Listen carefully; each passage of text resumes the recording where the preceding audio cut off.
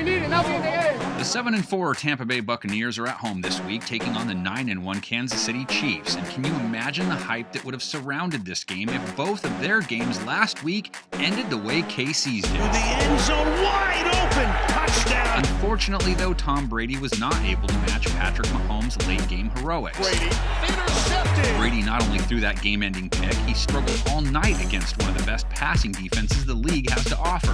Here's Brady to throw, intercepted. And the thing is, how Brady goes, so goes the Bucs. Brady has thrown more than one interception 3 times now, and all 3 times Tampa has taken an L. Look out, and it's picked up. Now he faces a KC defense that overall has put up some of the best numbers against the pass. He floats a pass left side, intercepted! However, they are coming off a game that saw them give up 275 passing yards to Derek Carr, 3 TDs, allowing him to put up a passer rating just under 120. And I'm going to give Derek Carr a ton of credit on that. But they played the run great in that game, holding the Raiders to just 3.4 yards a carry. Great stuff, 2 yards back. But that showing was out of character for them as well, just in the opposite way, because on a whole, they have not fared great against most rushing attacks. Good run, 12-yard gain. But here you get to the other theme in Tampa Bay's losses, which has been a lack of a running game. Their rush attack last week once again disappearing. There, Ronald Jones stopped by Aaron Donald. Ronald Jones, though, has the potential to put up a big game. He's still averaging 4.9 yards a run for the year,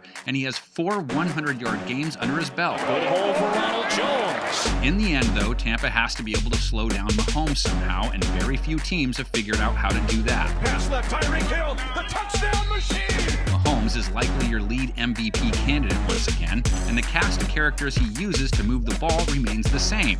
Tyreek Hill, again, putting up a big game last week. And will be caught for a first down. And of course, there's that Travis Kelce guy, Mahomes' top target, who finished last week with his 3rd game in a row with 8 or more receptions, his 3rd game in a row with 100+ yards. Aerial fire, caught by Kelce at the 20-yard line. The Bucs do offer up a solid challenge to that group. They've allowed a respectable passer rating of 91.1 and are holding teams to 7 yards per pass attempt. It's off the hands of Aguilar and taken away by Antoine Winfield. They also picked off Jared Goff twice last week, adding to their season total, which only one team has bested. That pass is intercepted. Many of those picks are the result of pressure, too. The Buccaneers pass rush producing the 3rd most sacks and the 3rd most QB hits. Pressure and a sack for Devin White. Getting to Mahomes, though, is no easy task. Only 3 teams have allowed their QB to be sacked fewer times than the Chiefs have. Quickly over the middle, that's caught. And picking Mahomes off, almost impossible unless you're wearing silver and black.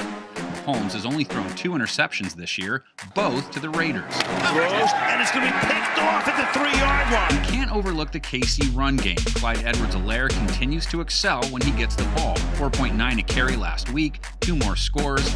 Edwards-Helaire averaging 4.7 a run for the year. Edwards-Helaire into the end zone. How often do they bother with him this week, though? Tampa sports the NFL's top rush D with yards per carry and yards per game allowed. 3rd and 1. Akers won't get there. But who cares about the run game? This is about the GOAT of football's past meeting up with the GOAT of football's future.